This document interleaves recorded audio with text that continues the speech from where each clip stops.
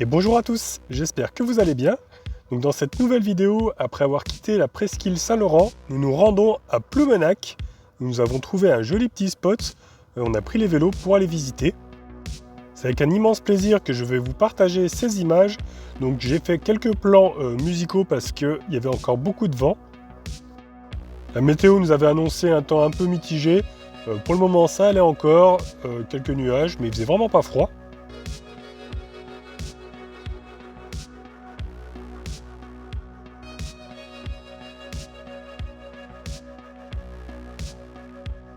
Après avoir admiré les bateaux du port de Ploumenac, on a décidé de poser les vélos. De toute manière, on n'avait pas le choix, parce que les sentiers sont interdits à vélo.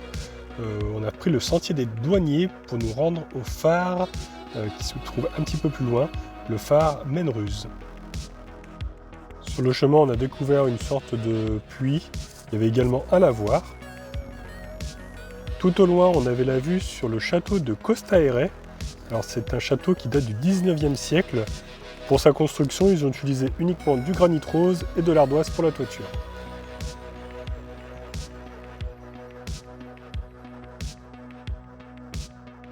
Quelques petits cadenas laissés par les touristes.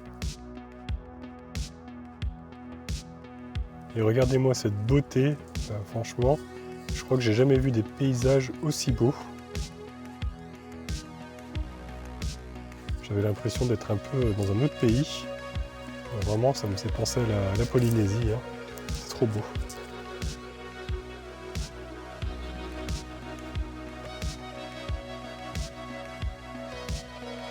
Les enfants, eux, profitaient à fond. Ils s'amusaient comme des petits foufous à sauter sur les cailloux.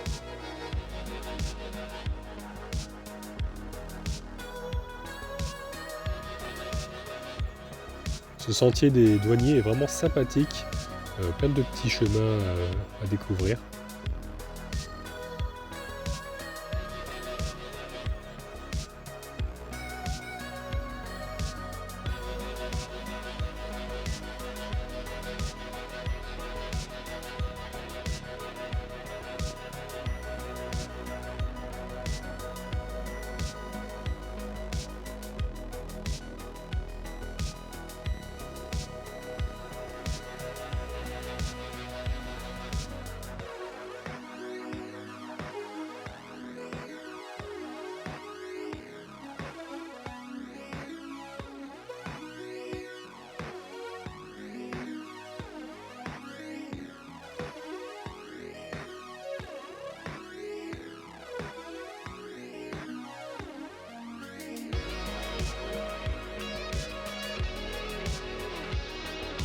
Et nous sommes donc arrivés sur la plage de Saint-Guirec avec son oratoire et sa chapelle.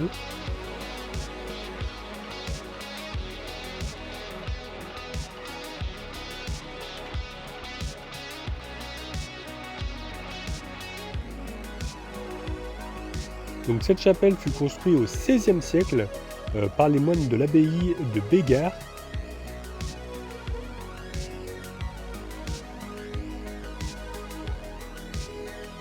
Elle fut restaurée au XVIIIe et XIXe siècle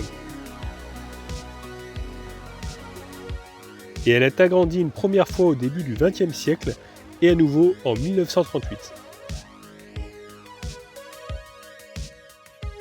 En tout cas, j'ai adoré l'intérieur parce qu'il y avait beaucoup de lumière, les vitraux étaient magnifiques, vraiment très colorés.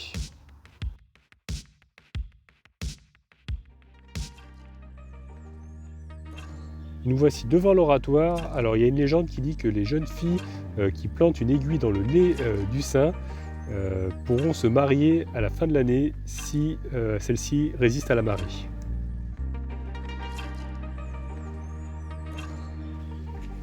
Fais-lui un bisou. Non mais ça... Vas-y. Non. Allez, fais-lui un bisou. Mais pourquoi? Personne ne te regarde. Non, ça va. En continuant notre chemin vers le phare, nous sommes tombés sur une drôle de chapelle. C'est la chapelle du diable. Alors ça fait un peu peur, mais en fait c'est uniquement un local à bateau. Et nous voilà arrivés devant le phare. C'est vraiment magnifique. Il y a plein de rochers de granit rose.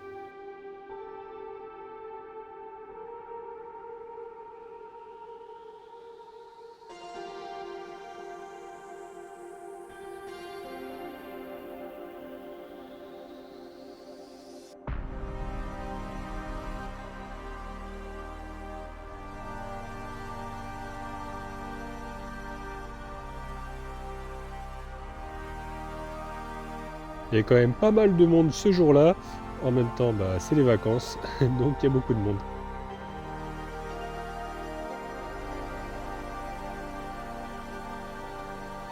Mais en tout cas, on en prenait plein les yeux. Franchement, j'avais jamais vu des pierres aussi grosses. Ces blocs de granit, c'était vraiment très impressionnant.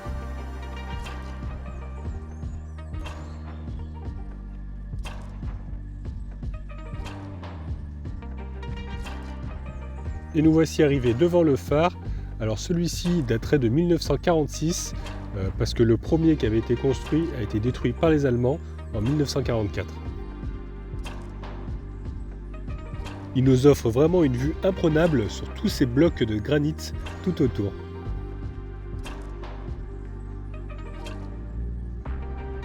Nous avons décidé de descendre un petit peu voir ce qu'était ce petit enfoncement qu'on voyait d'en haut. Et c'était simplement les endroits où les gens venaient faire leurs besoins. Donc je peux vous dire que ça sentait pas très bon, on n'est pas resté. Juste à côté, on peut voir quelques vestiges. Je pense que ça doit être des morceaux de l'ancien pont, ou peut-être des morceaux de l'ancien phare, je ne sais pas trop.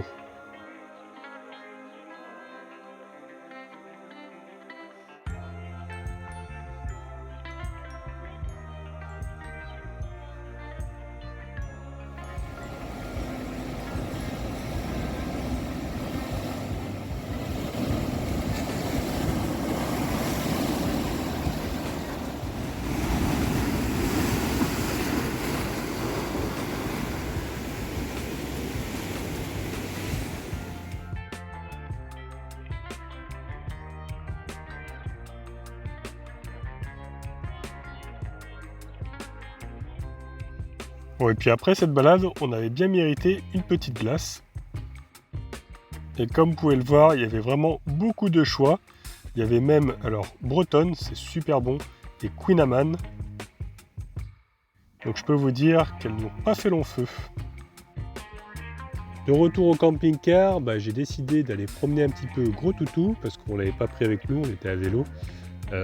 Et puis par hasard, je suis tombé sur un endroit vraiment magnifique, juste à côté du spot, une forêt où l'ambiance était vraiment magique.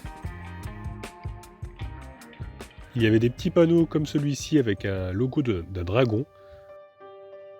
Ici, il y avait comme une habitation, ça faisait une grotte, avec devant, il y avait une sorte de trou creusé directement dans la roche. Pas de dragon à l'intérieur, mais ouais, ça faisait un bel abri.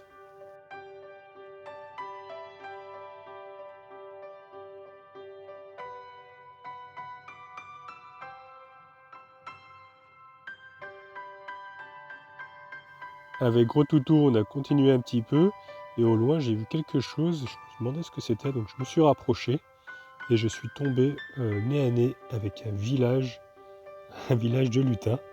C'était vraiment magique, je sais pas, je n'ai pas les mots, c'était incroyable de trouver ça ici. Vous pouvez voir qu'ils avaient même leur boîte aux lettres.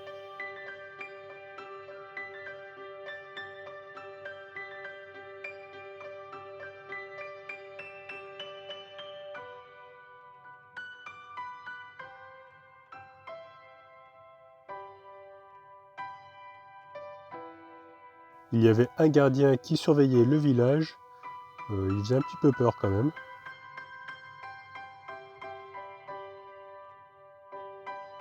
Donc qu'est-ce que j'ai fait? Je suis allé chercher mes enfants pour leur faire découvrir ce village que j'avais découvert un petit peu par hasard. Nous avons donc ensuite continué un petit peu la balade parce qu'il y avait un sentier.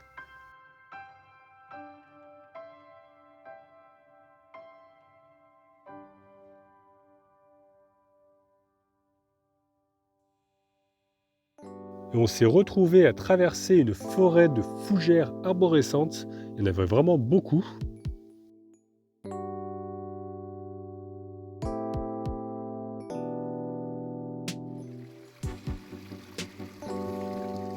Il commençait à faire sombre parce que la nuit était en train de tomber. En plus, le chemin faisait quand même assez peur à des moments. Mais au détour du chemin, nous sommes tombés sur l'arbre enlacé. Alors c'est un arbre qui a des branches vraiment qui poussent dans tous les sens. En tout cas, il dégage vraiment des bonnes énergies. On lui a fait chacun un gros câlin et ça nous a fait beaucoup de bien. Et nous voici maintenant devant la grotte du lépreux. Alors cette grotte troglodyte fut occupée au 19e siècle par Jan Ar Pons, je ne sais pas si je prononce bien. C'est un ermite qui travaillait à la pierre et ce dernier a été considéré comme un lépreux par ceux qui ne pouvaient expliquer son isolement du reste de la population. En fait, sans le savoir, on avait atterri dans la vallée de Traouero, un lieu où opèrent beaucoup de légendes, dont celle du petit dragon vert, le Scorfell. C'est pour ça qu'il y avait des petits panneaux. Donc avec les enfants, on se dit on va essayer de le trouver. Apparemment, il aime bien se cacher dans les petites grottes.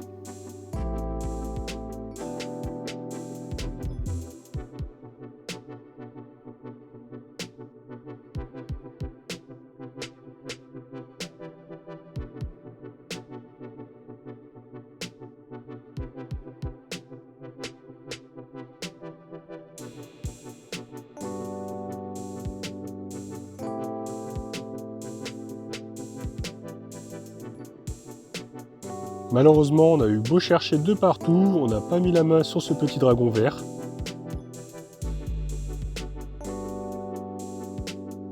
Mais en échange, on aura fait une magnifique balade et en plus, nous avons vu une lune qui était vraiment très belle ce soir-là. Et j'ai pas eu le temps de vous le filmer, mais on a aperçu une biche qui, quand elle nous a vus, a pris la fuite et est partie dans la direction de la maison. Je filmais au cas où qu'elle ressort, mais elle n'est pas ressortie. Allez, après cette belle journée bien remplie, il est temps de rentrer et d'aller faire un gros dodo. Le lendemain, on a décidé d'aller visiter Trégastel, mais avant ça, on s'est fait un petit plaisir, des bonnes galettes. Franchement, on s'est régalé. Et pour le dessert, quoi de mieux que des crêpes au caramel beurre salé. Franchement, un délice.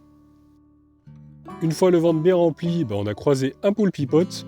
J'ai pas pu m'empêcher de faire un selfie avec lui. Nous avons continué jusqu'à la chapelle Sainte-Anne, qui était également très belle elle aussi. Elle a été construite en 1635. Elle va être un petit peu délaissée après la Révolution et va être souvent utilisée par les marins pour assembler leurs voiles sur le sol, parce qu'elle était complètement dépourvue de chaises. Mon fils, en voyant les bougies, a eu très envie d'en allumer une, donc c'est ce qui a été fait.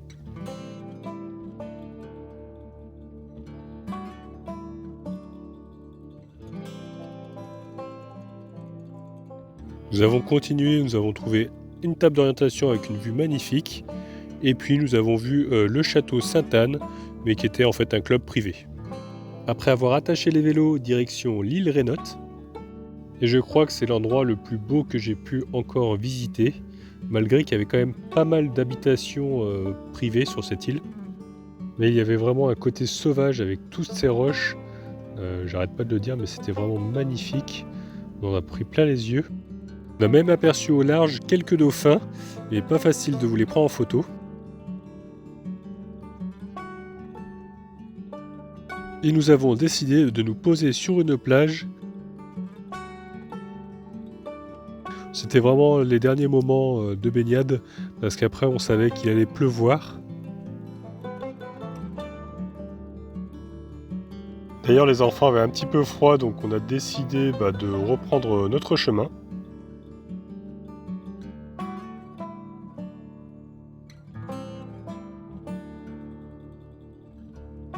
Chose incroyable, après avoir déplacé quelques rochers, le beau temps est revenu tout doucement. Donc il n'y a pas de lézard, on va pouvoir à nouveau se baigner dans de l'eau transparente.